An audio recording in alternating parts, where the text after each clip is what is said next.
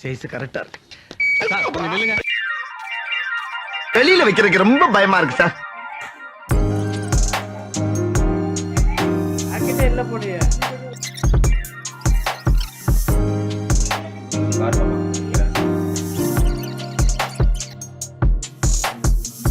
பெரிய ஜென்டில்மேன் மாதிரி பேசினா உள்ள இருந்து இவ்வளவு பொருள் வருது. என்னது, ஒரே ஒரு பேண்ட வச்சு 1,43,000 மதிப்புள்ள பொருட்களை திருட முடியுமா அப்படின்னு கேக்குறவங்க எல்லாரையும் அதிர்ச்சிக்குள்ளாக்கக்கூடிய வகையில ஒரு சம்பவம் கோயம்புத்தூர்ல நடந்திருக்கு.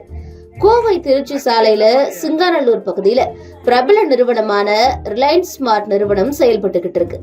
அங்க தினசரி 1000க்கும் மேற்பட்ட வாடிக்கையாளர்கள் தங்க வீட்டுக்கு தேவையான அனைத்து வகை சாமான்களையும் வாங்குறது வழக்கம்.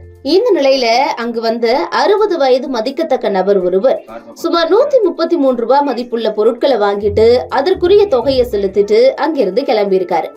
அப்போ அங்கிருந்த காவலாளி அந்த நபரை சோதனை செஞ்சப்போ சோதனை செய்யக்கூடிய கருவிலிருந்து சப்தம் வந்திருக்கு. இதையடுத்து சந்தேகமடைஞ்ச காவலாளி அந்த நபரை முழுமையா பரிசோதிச்சிருக்காரு. அப்பதான் அவர் கடையில இருந்து மளிகை சாமான்களை திருடிட்டு போனது தெரிய வந்திருக்கு. அது மட்டும் இல்லாம, என்னடா பேண்ட் கொஞ்சம் புடைப்பா இருக்கேன்னு காவலாளிகள் அதையும் செக் பண்ண பேண்ட்டுக்குள்ள இருந்து ஒவ்வொரு பொருளா வெளியில எடுத்துக்கிட்டே இருந்திருக்காரு.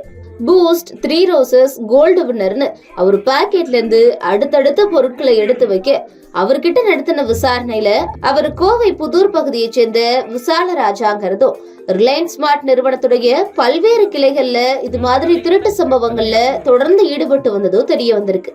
அவர் கொடுத்த தகவலின் பேர்ல ரிலையன்ஸ் ஸ்மார்ட் நிறுவனத்துடைய பல்வேறு கிளைகளை தொடர்பு கொண்டப்போ அவர் சுமார் 1,43,000 மதிப்பிலான மளிகை சாமான்களை திருடிட்டு வந்தது கண்டுபிடிக்கப்பட்டிருக்கு.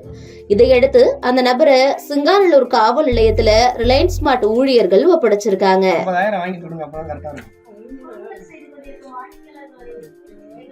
எல்லாமே வேல்யூவான பொருள். ஓகே.